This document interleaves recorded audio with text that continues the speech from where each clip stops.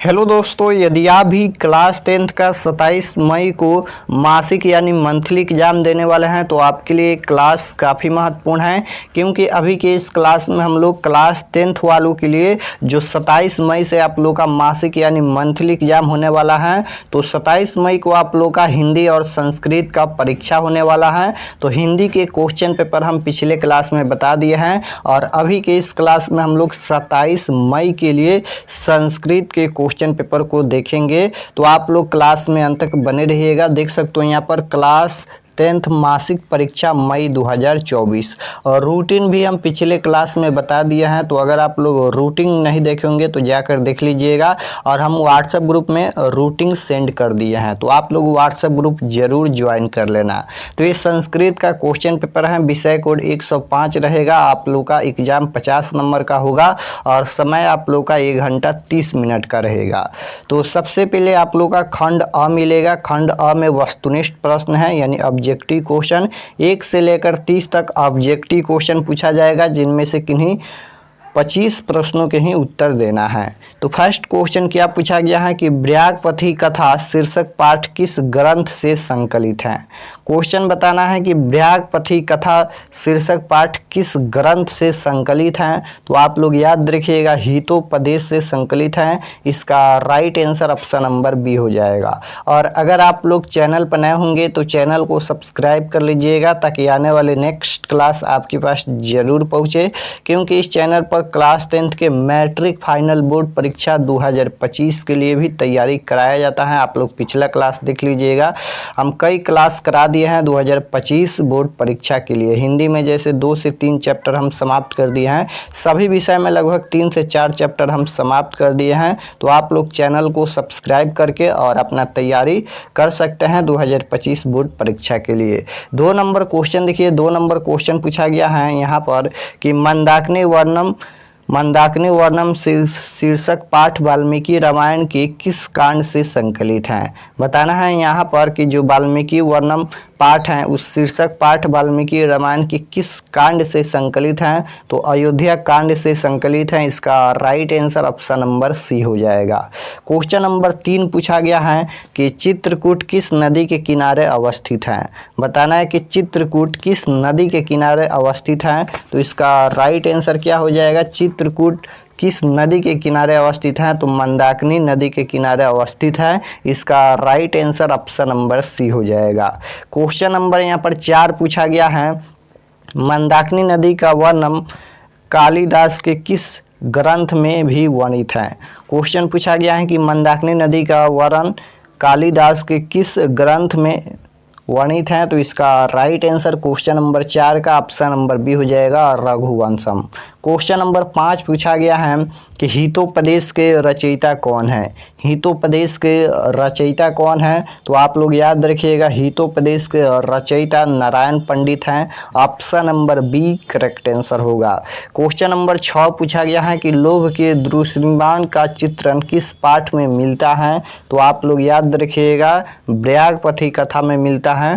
Question number 7 पूछा गया है कि राम मंदाकिनी नदी किसे दिखा रहे हैं।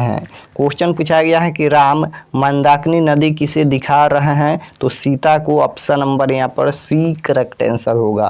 क्वेश्चन नंबर 8 पूछा गया है यहाँ पर कि बिलाक्षी उपाधि किसे दी गई है। तो आप लोग याद रखिएगा इसका राइट आंसर ऑप्शन नंबर यहाँ पर ए हो जाएगा, सीता को।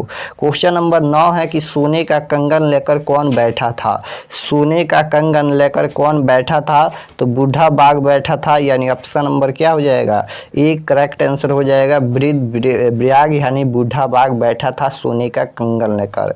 क्वेश्चन नंबर यहाँ पर 10 पूछा गया है कि कनौटे उपाधि से किसे संबंधित किया गया। तो इसका राइट आंसर क्वेश्चन नंबर 10 का ऑप्शन नंबर सी हो जाएगा, अर्जुन को।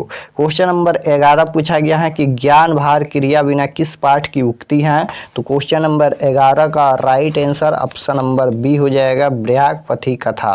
क्वेश्चन नंबर यहाँ पर 12 पूछा गया है कि किच्चर कौन गिर गया, बताना है कि कीचड़ में कौन गिर गया। तो इसका राइट आंसर क्वेश्चन नंबर 12 का ऑप्शन नंबर बी हो जाएगा। क्वेश्चन नंबर 13 है कि स्वामी बिरजानंद किसके गुरु थे। स्वामी बिरजानंद किसके गुरु थे, तो इसका right answer option number B हो जाएगा, स्वामी दयानंद के।